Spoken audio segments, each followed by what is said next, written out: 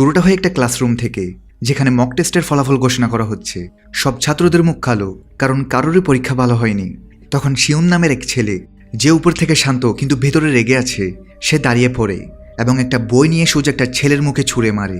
এমন কি ঘটেছে যার কারণে শিউন এমনটা করেছে? এই প্রশ্নের উত্তর পেতে আমাদের 13 দিন পিছনে যেতে হবে। এখানে আমরা দেখি শিউনকে, যে ক্লাসের সবচেয়ে মেধাবী ছাত্র। সকাল দুপুর সন্ধ্যা রাত সে কেবল পড়ে আর পড়ে। একদিন ক্লাস টিচার শিউন এবং আরেক ছাত্রকে দাঁড় করিয়ে বলে, তোমরা দুজনেই ম্যাথে সবচেয়ে বেশি নাম্বার পেয়েছো। শিউন পায় প্রথম পুরস্কার, কিন্তু কেউ তাকে অভিনন্দন জানায় না। সেকেন্ড প্রাইজ পায় ইয়ংবিন, আর পুরো ক্লাস তাকে হিরোর মতো বাহাবা দেয়, কারণ সে ছিল ক্লাসের দাদা। তারপর ম্যাডাম বলে, মক টেস্টের আর মাত্র 2 সপ্তাহ বাকি, ভালো করে পড়ো। শিউনের প্রথম হওয়া ইয়ংবিন সহ্য করতে পারে না, তাই সে শিউনের উপরে হিংসা করতে থাকে। আসলে শিউন অনেক চুপচাপ স্বভাবের, সে তেমন কারোর সঙ্গে কথা বলতে চাইতো না। নিজের মতো সে সবসময় চুপচাপ থাকতো, এবং সে তার কানে সবসময় হেডফোন লাগিয়ে রাখতো, যাতে করে কেউ তার সঙ্গে কথা বলতে না আসে। আর এই কারণেই শিউনের কোনো বন্ধু ছিল না। অন্যদিকে ইয়ংবিনও শিউনের মতো মেধাবী ছিল, তবে সেই সবসময় শিউনের পরের পজিশনে থাকতো, অর্থাৎ শিউন ফার্স্ট হলে সে সেকেন্ড হতো। ইয়ংবিন আজ পর্যন্ত কোনোদিনও শিউনকে কাটিয়ে উঠতে পারেনি, তাই সে শিউনকে দেখে সবসময় জেলাস ফিল করত। তবে ইয়ংবিন কোনো ভালো ছেলে না, তার ভেতরে একজন ভালো স্টুডেন্টের কোনো গুণই নেই, বরং তার স্বভাব চরিত্র ও আচার আচরণ সবকিছু একদম বাজে। এমনকি সে বেশ কিছু স্টুডেন্টদেরকে নিয়ে একটি গ্যাং চালায়। তো এরপর ইয়ংবিন আর তার বন্ধুরা এক নতুন ছাত্রকে বিরক্ত করতে থাকে এবং তাকে জোর করে তার নিজের টাকায় কোল্ড ড্রিঙ্কস আনতে পাঠায়। তারপর ইয়ংবিন তার এক বন্ধু বিল্লুর স্লিপার চায়, আর সেই স্লিপার জোরে শিউনের পিঠে ছুঁড়ে মারে। তখন শিউন নিজের ইয়ারফোন খুলে দেখে যে এই কাজ কে করেছে। ইয়ংবিন বলে, সরি, ভুল করে লেগে গেছে। শিউন বলে, আবার যেন এমন না হয়। শিউনের এই উত্তর ইয়ংবিনের অহংকারে আঘাত করে, তাই সে তার সামনে গিয়ে বলে, হলে কি করবি রে? শিউন শুধু বলে, এ ভুল যেন আর না হয়। এই কথা শুনে ইয়ংবিন অনেক রেগে যায়। এরপর সে শিউনের সামনে এসে বলে, কি বললি তুই? দ্বিতীয়বার তোকে মারলে তুই আমার কি করতে পারবি? তোর সাহস থাকলে আমাকে ছুঁয়ে দেখা, তোকে এখানেই পুঁতে ফেলবো। শিউন প্রচণ্ড রেগে গিয়ে তাকে মারতেই যাচ্ছিল, তখনই বাইরের এক স্কুলের কিছু ছেলেরা ক্লাসে ঢুকে আর বলে, এখানে সুহু নামের ছেলে কোথায়? ক্লাসের সব এক ছেলেকে দেখিয়ে জানায় ওখানে ঘুমাচ্ছে। তারপর এক ছেলে গিয়ে সুহুকে জাগিয়ে বলে, কয়েকটা ছেলে এসেছে তোকে মারতে। সুহু উঠে বলে, কে তোমরা? তাদের একজন বলে, তুই কাল আমার গার্লফ্রেন্ডকে হোটেলে খাওয়াতে নিয়ে গিয়েছিলি, তাই তোকে শিক্ষা দিতে এসেছি, যাতে তুই ভবিষ্যতে তার থেকে দূরে থাকিস। সুহু বলে, ভাই, সে তো নিজেই আমার পেছনে পড়ে আছে। কিন্তু এই কথা শুনে ছেলেটা অনেক রেগে যায়। এরপর সে এবং তার পুরো টিম সুহুকে মারতে আসে। তবে সুহু অনেক ভালো ফাইট করতে জানতো। সে আসলে একসময় মার্শাল আর্ট প্লেয়ার ছিল, আর কয়েকবার মার্শাল আর্টে জিতে মেডেলও পেয়েছে। তবে সেটা এখানকার কেউই জানতো না, তাই সুহু তাদের সবাইকে মেরে অবস্থা খারাপ করে দেয়। এতে ক্লাসের সব একদম অবাক হয়ে যায়। সন্ধ্যায় শিউন যখন বাড়ি ফিরে আসে, তখন তার বাবা বলে, আমার ট্রেনিং ক্যাম্পে যেতে হবে, 2 সপ্তাহ পর ফিরবো, নিজের খেয়াল রেখো। শিউন তখন তার বাবাকে নিজের রেজাল্ট দেখায়, যেখানে লেখা আছে সে ফার্স্ট হয়েছে। তখন তার বাবা তাকে কংগ্রেচুলেশন জানায়।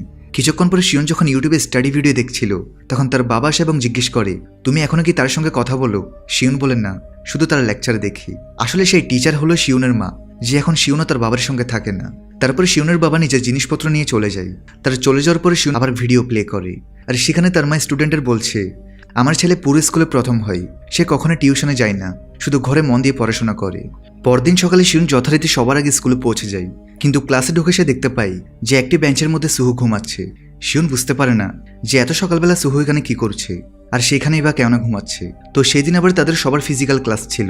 তো শিউন সহ বাকিরা যখন মাঠে চলে যায়, তখন কেউ একজন শিউনের স্পোর্টস ট্যাক্সুট ডাস্টবিনে ফেলে দেয়, যার ফলে শিউন তার ড্রেস খুঁজে পায় না। যাই হোক, মাঠে শিউনের পারফরমেন্স ছিল খুবই খারাপ। 400 মিটার দৌড়ে সে সবার শেষে। তবে সবার প্রথম হয় সুহু, যে ছিল সবচেয়ে ফিট। দ্বিতীয় হয় ইয়ংবিন, আর শিউন থাকে একদম শেষে। সবাই তাকে নিয়ে হাসতে থাকে।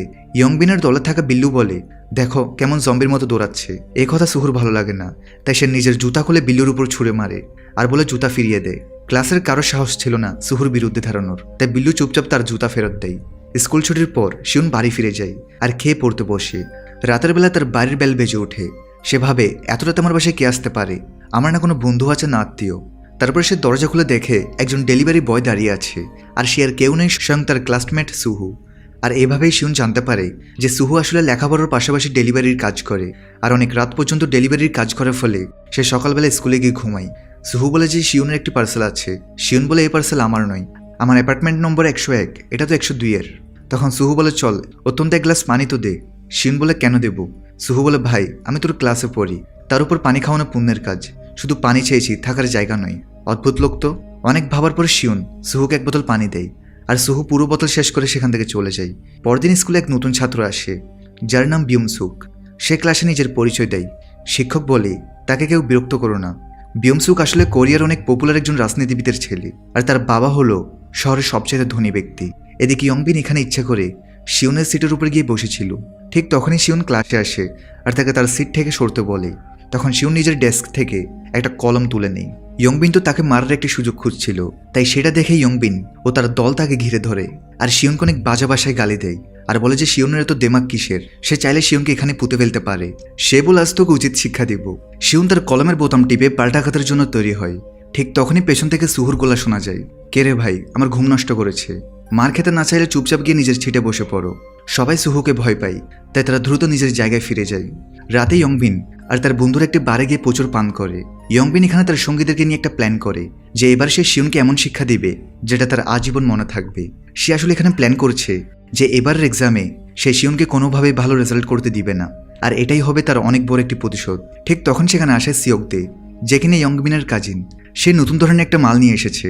টাকা নেওয়ার পর যখন সিওকদে বাইরে যায়, তখন ইয়ংবিন তার পেছনে পেছন যায় এবং বাইরে গিয়ে তাকে জিজ্ঞেস করে, এই নতুন জিনিস যেটা তুই এনেছিস সেটা যদি গলায় লাগানো যায় তাহলে কি হয়? সিওকদে বলে, ওখানে দিলে নেশা একটু কম হবে, কিন্তু মাথা ঘুরবে, সাথে বমি আসবে, শরীর অসাড় হবে, সাথে মাথাও কাজ করবে না। সিওকদে তাকে সতর্ক করে, আমি কোনো ঝামেলা চাই না। ইয়ংবিন বলে, না ভাই, আমি তো এমনি জিজ্ঞেস করলাম। তো অবশেষে মক টেস্টের দিনটা চলে আসে। ইয়ংবিন ক্লাসে আসে এবং বিয়মসুককে বলে বাইরে টিচার তোকে ডাকছে। সবাই তখন তাদের টেস্ট প্রস্তুতিতে ব্যস্ত। বাইরে গিয়ে ইয়ংবিন বিয়মসুককে কোল্ড ড্রিঙ্কস দেয় আর বলে, তুই এখন আমার বন্ধু, কেউ তোকে কিছু করতে পারবে না, তবে তার বদলে তোকে একটা কাজ করতে হবে। সে তাকে একটা ছোট কাগজ দেয় আর বলে, তুই শিউনের গলায় এটা লাগিয়ে দিবি। এরপর এক্সাম শুরু হলে তখন হঠাৎ করেই বিয়মসুক শিউনের গলায় অনেক জোর একটি থাপ্পড় দেয়। শিউন তখন তার দিকে তাকালে বিয়মসুক বলে যে তার গলায় একটা মশা বসেছিল, তাই সেটা সে মেরেছে। টিচার বলে, তোমরা কথা কেন বলছো? কথা বন্ধ করে নিজের পেপার শেষ করো। আর কিছুক্ষণের মধ্যেই শিউনের মাথা ঘুরতে শুরু করে। শিউন তার এক্সামের খাতায় কিছু লিখতে পারছে না। কিছুক্ষণ পরে সে তার ঘাড়ের মধ্যে একটি স্টিকার পায়, যেটাতে আছে এক ধরনের ড্রাগস। আর এই ড্রাগসের ইফেক্টের ফলে শিউন আর সেদিন ভালোভাবে আনসারগুলো করতে পারে না। শিউন এতে প্রচণ্ড রেগে যায় আর সে নিজেই নিজেকে সেখানে প্রচণ্ড জোরে জোরে থাপ্পড় দিতে থাকে, যেটা দেখে ক্লাসের সব একদম অবাক হয়ে যায়। পরীক্ষার শেষে ফলাফল প্রকাশ হয়। শিউন দেখে যে সে ফেল করেছে, যার ফলে সে রেগে গিয়ে কলমটা জোরে জোরে টেবিলে আশ্রয় ফেলে আর সিট থেকে উঠে সে সোজা ইয়ংবিনের কাছে গিয়ে একটা বই দিয়ে তার মুখে আঘাত করে। তারপরে সে গুল্লুর হাতে প্যান ঢুকিয়ে দেয় যেন সে এতে হস্তক্ষেপ না করে। তারপর পর্দা খুলেই ইয়ংবিনের মুখে জড়িয়ে ধরে মারতে থাকে। এসব দেখে পুরো ক্লাস থমকে যায়। মার খেয়ে ইয়ংবিন অজ্ঞান হয়ে যায়।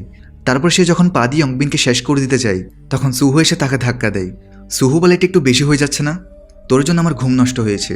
এই কথা শুনে শিউনের মাথারও বিগড়ে যায় আর সে সুহুর উপরই চড়াও হয়। সে আর একটা চেয়ার তুলে নেয়। তখন সেখানে টিচার এসে পড়ে আর বলে, এসব কি হচ্ছে? তখন সুহু বলে, ম্যাডাম, আমার বন্ধুরা নিজেদের মতো ঝগড়া করছে, আমি থামাতে গেছি। এবার সেদিন ইয়ংবিনকে হসপিটালে ভর্তি করানো হয়। এরপর টিচার শিউনকে নিয়ে হসপিটালের দিকে যায় যাতে সে ইয়ংবিনের মায়ের কাছে ক্ষমা চায়। কিন্তু তার মা বলে, তোমার মা কোথায়? তাকে সঙ্গে আনোনি কেন? তখন শিউন বলে, আমার মা নেই।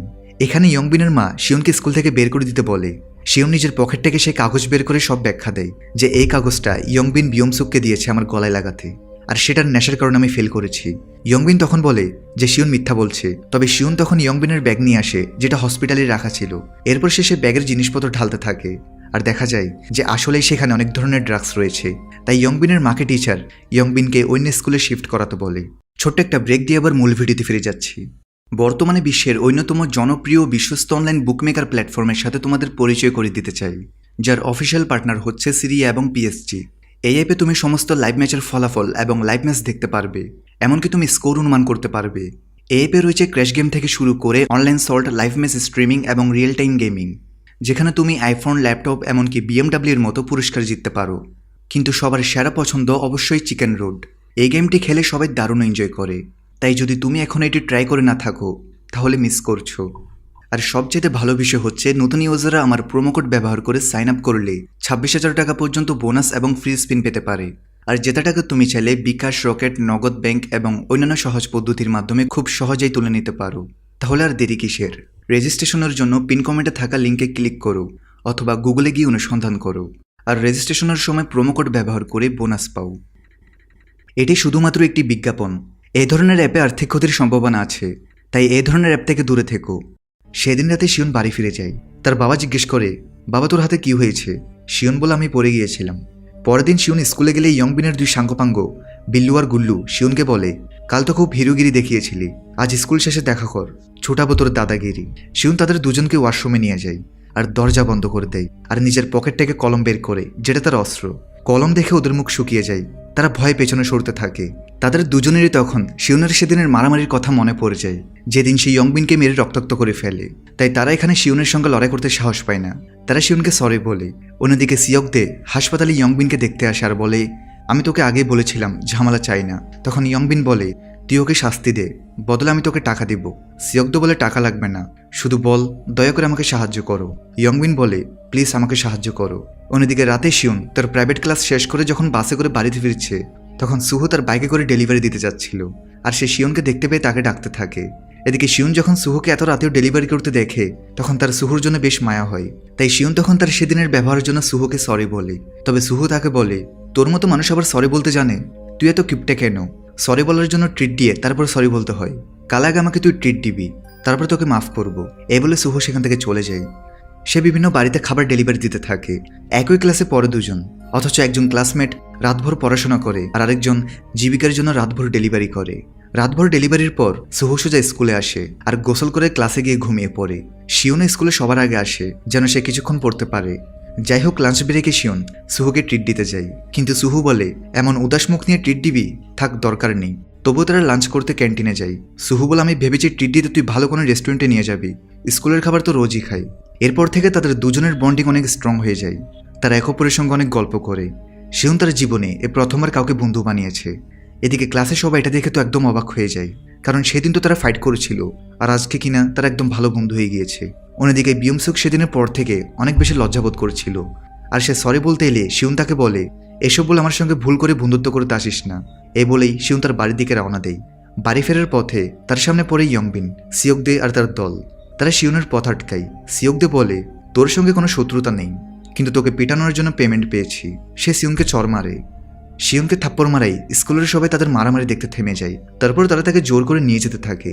এদিকে দূর থেকে দাঁড়িয়ে থাকা বিয়ংসুক সব দেখতে পেয়ে দৌড়ে গিয়ে সুহুকে ডাকে, উঠ, শিউন ঝামেলায় আছে।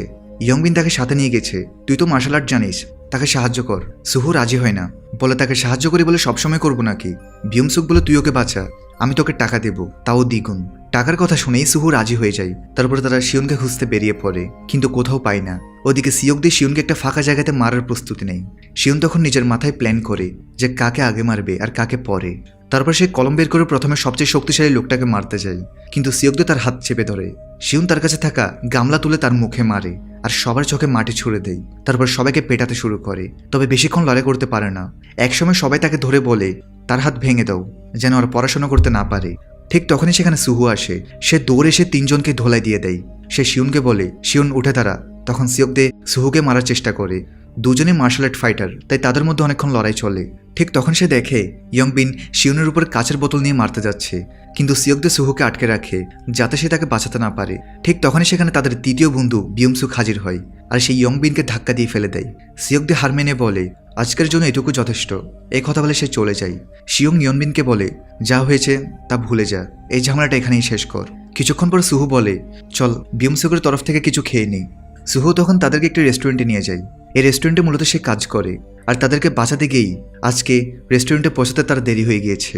এরপর তারা তিনজন মিলে একসঙ্গে কাজ করতে থাকে আর শিউন এখানে সুহুকে কাজ করতে দেখে বুঝতে পারে যে সুহু আসলে কতটা হার্ড ওয়ার্ক করে। স্কুলে লেখাপড়া শেষ করে এই রেস্টুরেন্টে এসে কাজ করা, আবার ডেলিভারি করতে যাওয়া, এটা মোটেও কোনো সহজ কাজ নয়।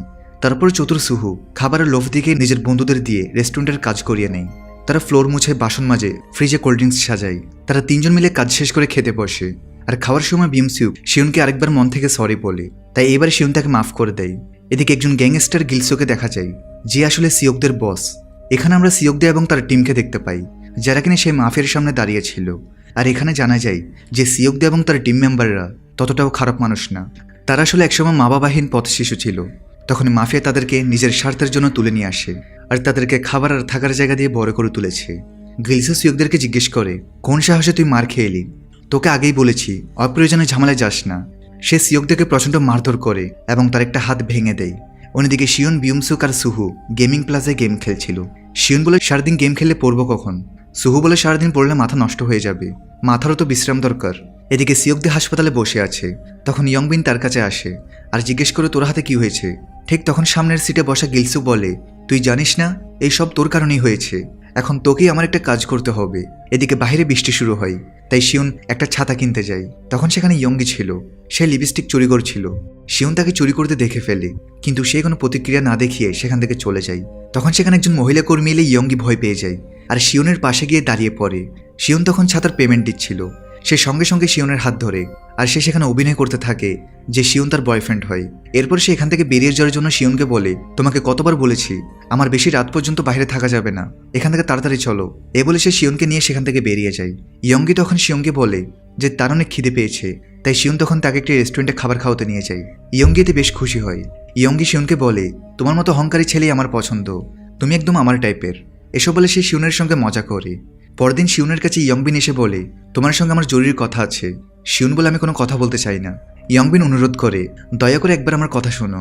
সে বলে যে স্কুলে ড্রাগস আনার জন্য তার নামে কেস হয়ে গিয়েছে, তাই শিউন যেন লয়ারের কাছে গিয়ে তার পক্ষে সাক্ষী দেয়, এতে করে কেসটা উঠে যাবে। তা না হলে তার পুরো লাইফ নষ্ট হয়ে যাবে, এমনকি তার জন্য তার মা বাবাও কোথাও মুখ দেখাতে পারবে না। শিউন রাজি হলে সেদিন সন্ধ্যাবেলায় ইয়ংবিন তাদের তিনজনকে সেই লয়ারের কাছে নিয়ে যাচ্ছিল, কিন্তু কিছুক্ষণ পরেই দেখা যায় যে পুরোটাই ছিল ইয়ংবিনের চাল। সে আসলে তাদের তিনজনকে সেই মাফিয়ার কাছে নিয়ে এসেছে। ইয়ংবিন তাদের তিনজনকে একটা বিল্ডিংয়ের বেসমেন্টে নিয়ে যায়, সেখানে গিলসু আর তার গ্যাং অপেক্ষা করছে। সুহু বলে, আমার আগেই সন্দেহ হয়েছিল যে এই ছেলে কোনো ঝামেলা করবে। গিলসু আসে এবং বলে, অবশেষে দেখা হলো, তোমরাই আমার সিওকদেকে আহত করেছো, দেখো কত খরচ হয়েছে।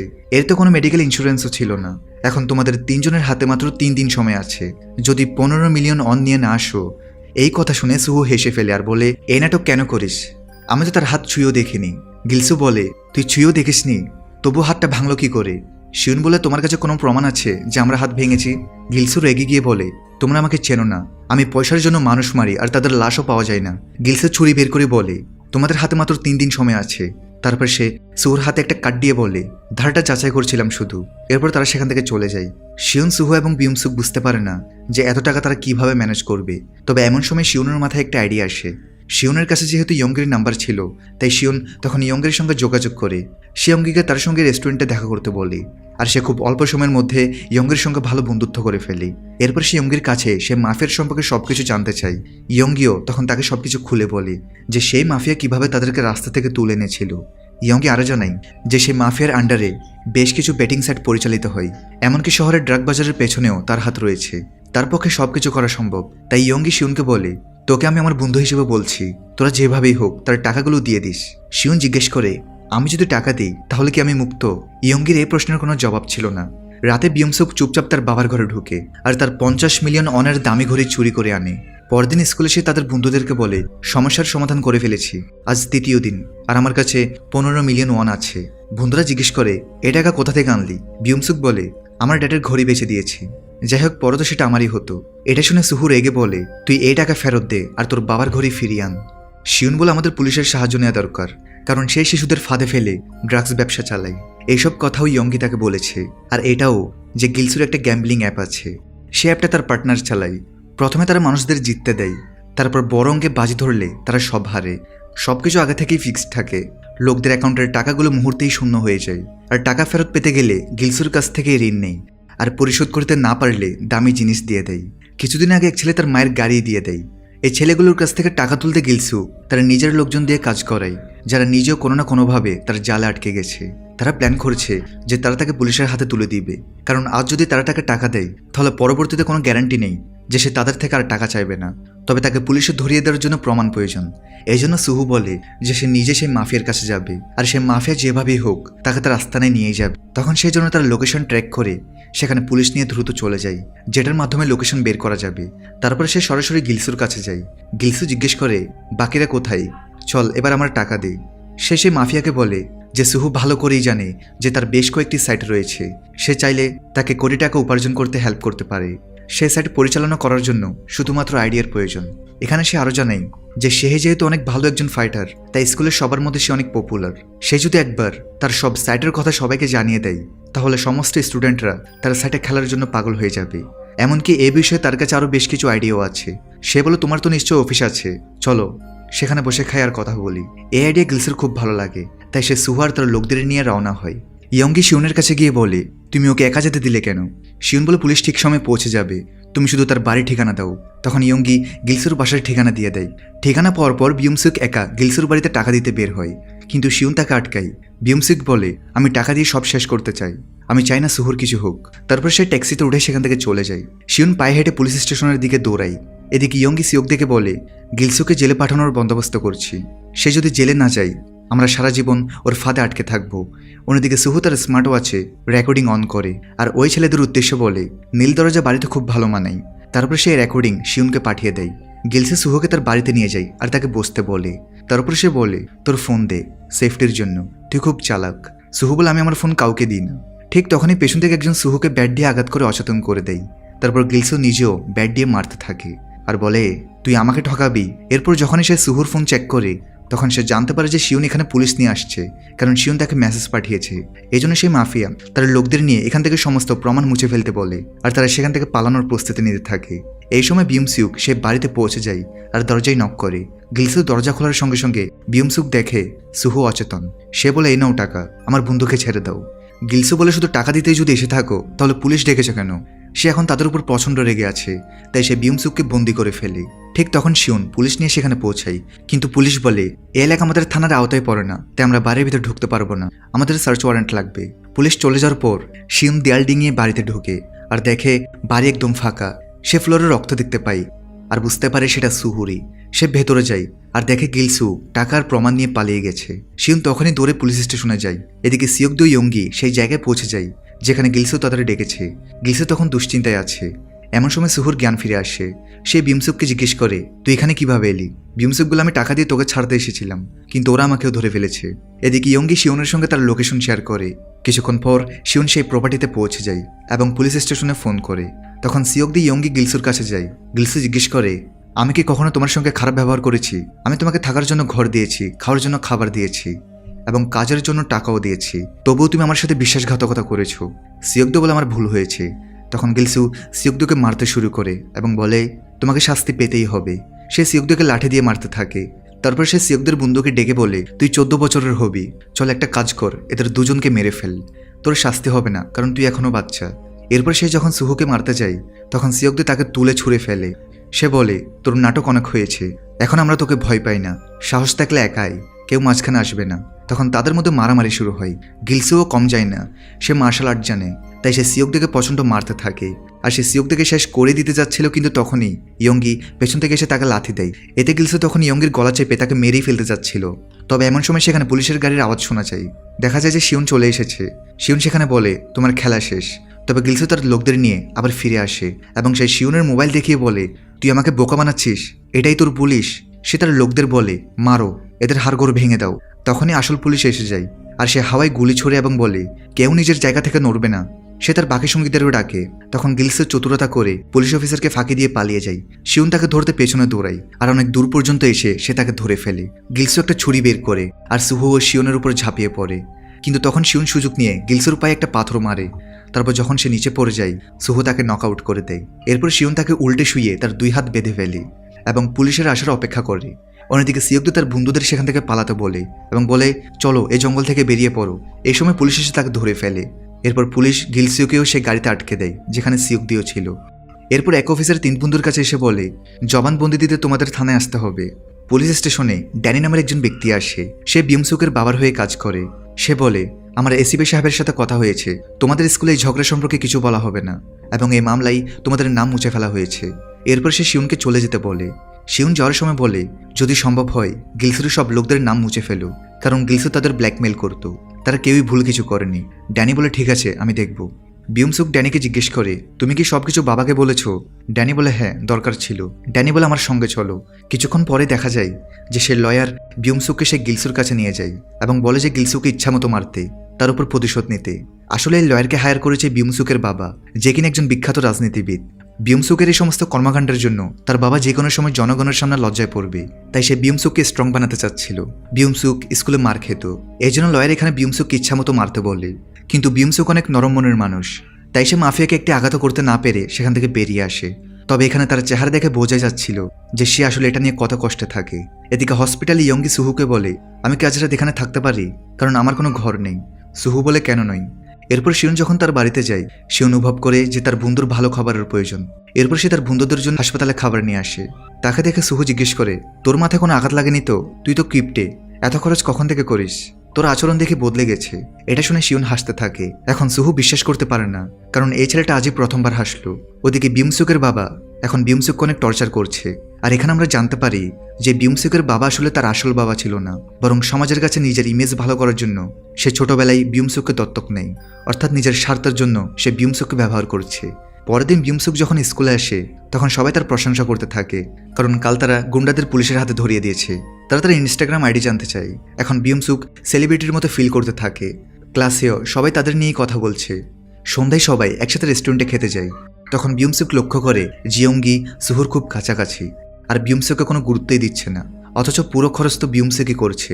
এই ব্যাপারটা বিউমসুকের মনে গেঁথে যায়। তখন শিউন আসে এবং ইয়ঙ্গি তাকেও নিজের পাশে বসতে থাকে। এটা দেখে বিউমসুক আরও বেশি হিংসায় পড়ে যায় এবং দূরে দাঁড়িয়ে সবাইকে দেখতে থাকে। তারপর তারা সবাই ক্যারিওকিতে যায়, যেখানে সুহার ইয়ঙ্গি দারুণ মজা করে, আর বিউমসুক বোর হয়ে যায়। তাই সে বাইরে কোল্ড ড্রিঙ্কস নিতে চায়। কিন্তু যখন সে কোল্ড ড্রিঙ্কস নিয়ে ফিরে আসে তখন সে দেখে তার পুরনো স্কুলের সেই ছেলেগুলো এসেছে যারা তাকে আগে টর্চার করত। তখন বিউমসুক লুকিয়ে পড়ে আর তারা তাকে খুঁজতে তাকে ফোন করতে থাকে। বিউমসুক যখন কোনো রকমে পালিয়ে বন্ধুদের কাছে ফিরে তখন দেখে ইয়ঙ্গি তার ফোনে আসা কলগুলো রিসিভ করছে এবং ওই ছেলেদের জানিয়ে দিয়েছে বিউমসুক কোন রুমে আছে। এটা দেখে বিউমসুক খুব রেগে যায় এবং বলে, তোমার এটুকু বুদ্ধি নেই যে অন্যের ফোন তুলতে নেই।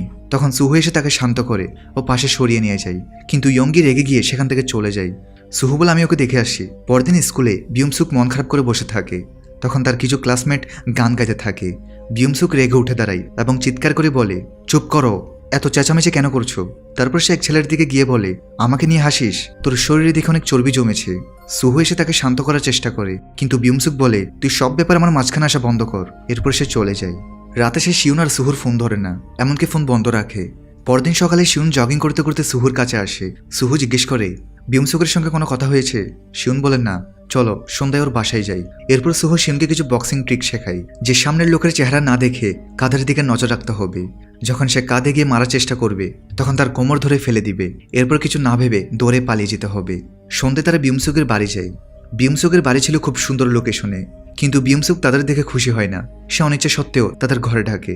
সুহু জিজ্ঞেস করে, তুই ফোন বন্ধ রাখিস কেন? আজ স্কুলও আসিসনি? বিউমসুক বলে, আমার শরীর খারাপ। এটা ছিল প্রথমবার সুহু এত সুন্দর কোনো বাড়ির ভিতর ঢুকেছে। সে বাড়িটা খুব পছন্দ করে আর ছবি দেখে বলে, তোদের পরিবার তো খুব সুন্দর। কিন্তু বিউমসুক বলে, আমার পরিবার নাই। বিউমসুক জানায় যে সে অনেক আপসেট থাকে, কারণ সেদিন ক্লাবে সেই ছেলেগুলোর সাথে যা হয়েছে তারা তাকে সবসময় বুলি করত, এমনকি এখনও তার পেছনে লেগে আছে। এজন্য সে অনেক ভয় পাচ্ছে। এসব শুনে সুহুর তার জন্য অনেক খারাপ লাগে। তারপর সুহু বলে, তাদের ফোন কর। সুহুর কথা শুনে বিউমসুক সাহস নিয়ে তাদের ফোন করে যে তোমরা কোথায় আছো। তারা বিউমসুককে ক্যারিওকের রুমে ডাকে। বিউমসুক যখন তার বন্ধুদের নিয়ে সেখানে যায় তখন সুহু বলে, ওর কাছে ক্ষমা চাও। তখন সেই ছেলেগুলোর লিডার এসে বিউমসুকের কাছে ক্ষমা চায়, কারণ তারা জানতো যে সুহু অনেক ভালো ফাইটার। তবে বিউমসুকের জন্য ক্ষমা এখন কোনো সমাধান নয়, বরং সে এখানে সেই ছেলেগুলোকে প্রচণ্ড মারতে থাকে। আর এক পর্যায়ে সে তাদের মেরে ফেলতেই যাচ্ছিল, তবে সুহু তখন তাকে জোর করে সেখান থেকে টেনে নিয়ে যায়। তবে বিউমসুক তখন বলে, তুই নিজেকে কি মনে করিস? তুই আমার চাইতে শক্তিশালী, এর জন্য তোর এত অহংকার? তুই তো আমাকে কোনোদিনও তোদের বন্ধুই ভাবিসনি, বরং আমাকে তোদের প্রয়োজনে ব্যবহার করিস। কিন্তু এটা শুনে সুহু প্রচণ্ড রেগে যায়। এতে করে তাদের দুজনের মধ্যে মারামারি হতে যাচ্ছিল। তবে শিউন তাদেরকে থামতে বলে, তাই বিউমসুক তখন সেখান থেকে চলে যায়। তখন আবার সেই ছেলেরা বিউমসুককে ফোন করে, কিন্তু বিউমসুক ফোন কেটে দেয়। ঠিক তখন সে দেখে তার ক্লাসের লফঙ্গা ছেলেরা তার কাছে আসছে। এমন সময় তার পুরনো স্কুলের ছেলেরা আবার আসে আর বলে, চল আমাদের সঙ্গে। কিন্তু গুল্লু বদমাস আর বিল্লু সেই ছেলেদের ধরে একটা নির্জন পার্কিংয়ে গিয়ে মারধর করে আর ওদের সব টাকা নিয়ে নেয়। তারপর বিল্লু বলে, চল তোকে একটা ভালো খাওয়াই। তারা সবাই বিউমসুককে নিয়ে যায় একটা ডিস্কো বারে, যেখানে বিউমসুক বুঝতে পারে টাকা খরচ করে সে এদের নেতা হতে পারে। তাই সে নিজের টাকা বের করে টেবিলের উপর রাখে এবং বলে, আজকের পার্টি আমার পক্ষ থেকে। এরপর সবাই বিউমসুকের ভক্ত হয়ে যায়। সবাই মিলে প্রচুর পান করে এবং একসাথে সেলফি তুলে। এরপর বিল্লু বলে, তুই আমাকে তোর আইডি বল, আমি তোকে ট্যাগ করব।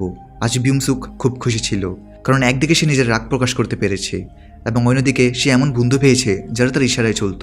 এরপর সে তার গরিব বন্ধু সুহুকে আনফলো করে, কিন্তু অতিরিক্ত পানের কারণে বিউমসুক মাতাল হয়ে যায়। এর পরের দিন বিউমসুক ক্লাসে সবচেয়ে দেরিতে আসে।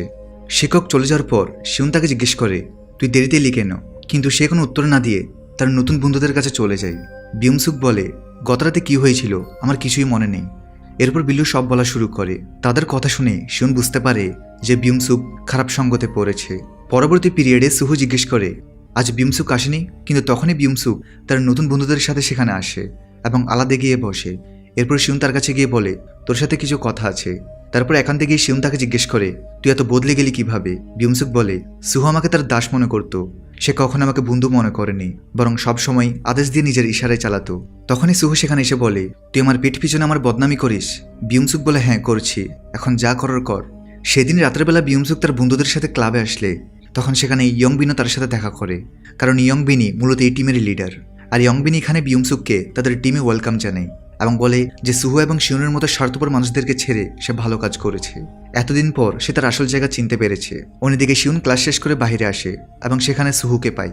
সে বলে, আজ শুক্রবার রাত, মন ভালো লাগছে না, চল লং ড্রাইভে যাই। তারপর সে শিউনকে একটি বাড়িতে ডেলিভারি করতে নিয়ে যায় আর পঞ্চম তলায় যেতে বলে যেন তার স্ট্যামিনা বজায় থাকে। সুহু শিউনকে তার রেস্টুরেন্টে নিয়ে যায় এবং সেখানে বসে দুজনেই পানীয় পান করে। ইয়ংগিও এখানে ভালোবাসা পেয়েছে, তাই এখন সবাই তার বন্ধু হয়ে গেছে। শিউন বলে, আমার মনে হয় তারা বিউমসুকের কোনো ফায়দা নিচ্ছে।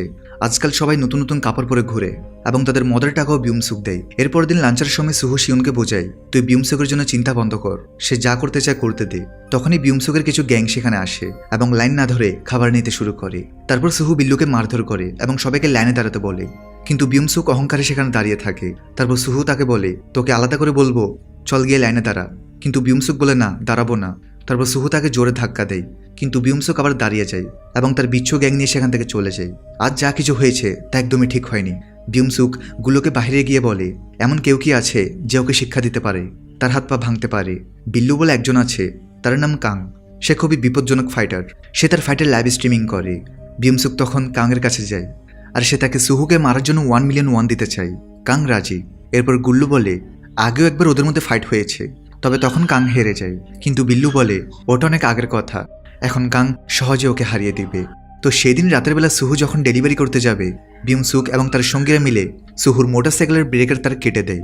এতে করে সুহু যখন ফুড ডেলিভারি করতে যায় তখন সে রাস্তার মধ্যে অনেক বড় একটা অ্যাক্সিডেন্ট করে পড়ে যায়, কিন্তু সে এখানে কোনো মতে বেঁচে যায়, তবে সে তার পায়ে অনেক আঘাত পায়। এবার পরের দিন স্কুলে আসার পর বিউমসুকের চাহানি দেখে সুহু বুঝতে পারে যে তার সঙ্গে কাজটি কে করেছে, তবে সে বিউমসুকে তেমন কিছুই বলে না। 2 দিন পর শনিবার চলে আসে এবং সেদিন সুহুর জন্মদিন। ইয়ংগি এবং শিউন তার জন্মদিন উদযাপনের জন্য প্রস্তুতি নিচ্ছে। সে সুহুকে কল করে, কিন্তু সে ফোন ধরে না। তারপর সে ইয়ংগিকে মেসেজ করে আর 1 মিনিটের জন্য তার সঙ্গে দেখা করতে চায়। সে তাকে সুহুর জন্য একটি উপহার দিতে চায়। ইয়োগি জানতো যে তাদের মধ্যে কথা বন্ধ, তাই সে শিউনকে কিছু বলে না আর বলে, আমি মার্কেট থেকে কিছু জিনিস নিয়ে আসছি। তারপর সে বিউমসুকের সঙ্গে দেখা করতে যায় এবং সেদিন ফোন না ধরার জন্য সে দুঃখ প্রকাশ করে। তবে সেখানে সে দেখে বিউমসুকের কিছু গ্যাংও সেখানে উপস্থিত আর তারা ইয়ংগিকে ধরে ফেলে। অন্যদিকে শিউন এবং সুহু ভিডিও গেম খেলছিল। শিউন ইয়ংগিকে কল করতে যায়, কিন্তু তার ফোন বন্ধ পায়। হঠাৎ সুহুর মোবাইলে একটি মেসেজ আসে এবং শিউন তা পড়ে। তাতে লেখা, আমার কল ইগনোর করা বন্ধ করো এবং তাড়াতাড়ি এখানে এসে লড়াইটা শেষ করো, ইয়ংগি এখন আমার কবজায়। এই মেসেজ পড়ে শিউনের মনে সব পরিষ্কার হয়ে যায় যে বিউমসুক সুহুকে মারার পরিকল্পনা করছে। আর আজ তো সুহুর বার্থডেও, তাই শিউন মেসেজ করে, আমি পথে আছি, আমার জন্য অপেক্ষা করো। তারপর সে সব মেসেজ ডিলিট করে আর সুহুর ফোন বন্ধ করে সেটি সোফার কুশনের মধ্যে লুকিয়ে রাখে যাতে সুহু ফোন না পায়। তারপর সে সুহুকে বলে, আমি মার্কেট থেকে আসছি। সুহু বলে, তাড়াতাড়ি আসিস, নাহলে আমি সব খাবার খেয়ে ফেলবো। কিছুক্ষণ পর শিউন সেই জায়গায় পৌঁছে যায়। সে তার পেছনের পকেট থেকে রেঞ্চ বের করে। তখন ইয়ংগি শিউনকে দেখে তার কাছে আসে এবং জিজ্ঞেস করে, সুহু কোথায়? শিউন বলে, চলো তাড়াতাড়ি এখান থেকে পালাও। এরপর সে ইয়ংগিকে নিয়ে পালালে ইয়ংবিন এবং তার সঙ্গীরা মিলে তাকে মারতে শুরু করে। ইয়ংগি সেখান থেকে পালিয়ে যায়। পালানোর সময় সে পুলিশ স্টেশনে ফোন করে দেয়। এদিকে ইয়ংবিন এখানে শিউনের উপর প্রতিশোধ নিতে চাচ্ছিল, কারণ শিউন একবার তাকে প্রচণ্ড মেরেছিল। তবে এটা বিউমসুকের খারাপ লাগে, তাই সে ইয়ংবিনকে শিউনকে ছেড়ে দেওয়ার জন্য বলে, কারণ তার ঝামেলা শিউনের সঙ্গে নয় বরং সুহুর সঙ্গে। তবে ইয়ংবিন তার কথা না শুনে সবাই মিলে শিউনকে মারতে থাকে, কিন্তু তখনই তাদের একসাথে এসে জানায় যে সেই মেয়ে পুলিশ নিয়ে এসেছে, এখান থেকে বেরিয়ে পড়ো। সবাই পালাই। এরপর পুলিশ এসে শিউন এবং ইয়ংগিকে উদ্ধার করে। পুলিশ তখন শিউনের কাছে সমস্ত ঘটনার ব্যাপারে জানতে চায়, তবে শিউন বলে যে সে পড়ে গিয়ে ব্যথা পেয়েছে, এখানে এমন সিরিয়াস কিছু হয়নি। অন্যদিকে সুহু শান্তিতে ঘুমাচ্ছিল। যখন তার ঘুম ভাঙে তখন দেখা যায় শিউন এবং ইয়ংগি এখনো আসেনি। আসলে ব্যাপারটা কি? এদিকে শিউন অসুস্থ থাকার কারণে বেশ কয়েকদিন স্কুলে আসে না। এবার সুহু স্কুলে এসে ইয়ংবিনের বন্ধুদের কাছে আসে আর সে তাদের কাছে তার মোটরসাইকেলের ক্ষতিপূরণ চায়, কারণ তারাই তার মোটরসাইকেলের তার কেটে দিয়েছিল। তো ইয়ংবিনের বন্ধুরা বিউমসুককে এইসব কথাই বলছিল যে শিউনকে সেদিন ইচ্ছা মতো ধোলাই করেছি, ঠিক সেভাবেই সুহুকেও তাদের উচিত শিক্ষা দেওয়া উচিত। তবে সুহু আবার এই সমস্ত কথা সেখানে দাঁড়িয়ে শুনতে পায়, তাই সে তখন তাদেরকে মারধর করে আর তাদের কাছ থেকে পুরো ঘটনা জানতে চায়। ইয়ংবিনের সে বন্ধু তখন সুহুকে সবকিছু বলে দেয় যে কিভাবে তারা ইয়ঙ্গিকে ধরে এনে সুহুকে আনতে চাইছিল, তবে তার বদলে শিউন চলে আসে। এগুলো শুনে সুহু খুব দুঃখ পায়। সুহু তখন সোজা শিউনের বাড়িতে চলে যায়। শিউন জিজ্ঞেস করে, তুমি এখানে কি করছো? সুহু বলে, আমি তোমার সাথে দেখা করতে এসেছি। তারপরে শিউন তার ভাঙা হাত লুকাতে চেষ্টা করে, কিন্তু সুহু তা দেখে ফেলে। তারপর সে জিজ্ঞেস করে, তুমি স্কুলে আসবে তো? শিউন বলে, হ্যাঁ। তারপর সুহু সেখান থেকে চলে যায়। অন্যদিকে বিউমসুকের বাবা রেগে বাড়িতে আসে এবং এসে তাকে মারধর করতে শুরু করে আর গালাগাল দিয়ে বলে, আমি তোমাকে কি বলেছিলাম, আমার নাম খারাপ করো না, কিন্তু তুমি তো কখনোই ঠিক হবে না। আমি তোমাকে সব দিয়েছি এবং বিনিময়ে তোমাকে শুধু চুপচাপ থাকতে বলেছিলাম, কিন্তু তুমি এটাও করতে পারো না। এখন তুমি গিয়ে যা খুশি করো, ড্রাগের ওভারডোজ নিয়ে মারা যাও, তাতে আমার কোনো পরোয়া নেই। এরপর রাতে বিউমসুক রেগে গিয়ে বাড়ি থেকে চলে যায়। ড্যানি তখন তাকে থামানোর চেষ্টা করে। তারপর সে সুহুর পাঠানোর একটি ছবি দেখে যেখানে লেখা ছিল, আমার ফোন ধরো, নাহলে তোমার বন্ধুকে মেরে ফেলবো। সুহুর কাছে বিউমসুকের কল আসে। সুহু বলে, তুমি কোথায়? এসো একসাথেই সব শেষ করি। তারপর সে ইয়ংবিনের আঙুল ভেঙে দেয় এবং তার চিৎকার শব্দ বিউমসুককে শোনায়। তারপর বিউমসুক কাংকে ফোন করে এবং বলে, সুহুকে শেষ করতে হবে, চাওয়ার মতো সব টাকা পেয়ে যাবে। ততক্ষণে সুহু বক্সিং ক্লাবে পৌঁছে যায়। অন্যদিকে শিউন যখন পড়াশোনা করছে তখন তার কাছে ইয়ঙ্গির ফোন আসে। সে জানে সুহু সবকিছু জেনে গেছে। আজ সে কাজেও আসেনি এবং আমার ফোনও ধরছে না। সে কি বিউমসুকের সাথে দেখা করতে গেছে? অন্যদিকে সুহু বক্সিং ক্লাবের ভেতরে পৌঁছে যায়। পুরো বিচ্ছু গ্যাং উপস্থিত ছিল। বিউমসুকা সেখানে বসেছিল। তারপর বিউমসুক উঠে সুহুর সামনে আসে। সুহু তার কাছে ক্ষমা চাই আর বলে, এখন গিয়ে তুমিও শিউনের কাছে ক্ষমা চাও। বিউমসুক বলে, আমি কেন তার কাছে ক্ষমা চাইবো? তারপর সুহু বলে, যদি তুমি না চাও তাহলে আমি তোমাকে জোর করে ক্ষমা চাওয়াবো। তারপর সে বিউমসুককে ঘুরিয়ে এক চর মারে, কিন্তু ঠিক তখনই কাং সুহুকে বলে, চল রিংয়ে আয়। তখন সুহু বলে, 2 মিনিট অপেক্ষা করো, আগে আমি ওয়ার্ম আপ করে নিই। তারপর সে পুরো বিচ্ছু গ্যাংকে মারধর করে। এরপর কাং ইউটিউব চ্যানেলে লাইভ শুরু করে দেয়, কারণ কারোর সাথে চ্যালেঞ্জ করে ফাইট করলেই সেটার ভিডিও করা তার শখ ছিল। এবার কাং এবং সুহুর মধ্যে ফাইট শুরু হয়ে যায়। সুহু এখানে অনেক ভালোভাবে তার সঙ্গে ফাইট করেছিল, কিন্তু সেদিন মোটরসাইকেল অ্যাক্সিডেন্টের ফলে তার পায়ে যে ইনজুরি হয়েছে সেটা এখন ঠিকভাবে সারেনি, তাই তার মুভ করতে সমস্যা হয়। আর এটা বুঝতে পেরে কাং তখন তার পায়ে আবার আঘাত করে, আর সেই সাথে তার মাথায় আঘাত করলে সুহু সেখানে লুটিয়ে পড়ে। আর এখন তার লড়াই করার মতো কোনো শক্তি বাকি নেই। এরপর কাং সেখানে তাকে প্রচণ্ড মারধর করে। এতে সুহু যখন একদম নিস্তেজ হয়ে যায় তখন সেখানে বিউমসুক আসে, আর বিউমসুক তাকে গালাগাল দিতে দিতে তাকে অনবরত মারতে থাকে। তারা সবাই মিলে সুহুকে এত পরিমাণে মারে যে কিছুক্ষণের মধ্যেই সুহু তার নড়াচড়া বন্ধ করে দেয়। এই সময় সেখানে বিউমসুকের বাবার লয়ার মিস্টার পার্ক চলে আসে। এতে তারা সেখানেই থেমে যায়, কিন্তু এমন সময় তারা রিয়েলাইজ করতে পারে যে সুহু নিঃশ্বাস নিচ্ছে না। বিউমসুক এতে প্রচণ্ড ভয় পেয়ে যায়। মিস্টার পার্ক বিউমসুকে ডাক দিয়ে বলে, এটা তুমি কি করলে? তখন বিল্লু চেক করে জানায়, এই তো নিঃশ্বাসই নিচ্ছে না। এই কথা শুনে সবাই ঘাবড়ে যায়। তারপর সবাই পালাতে শুরু করে, কিন্তু মিস্টার পার্ক গুল্লু এবং বিল্লুকে থামিয়ে দেয়।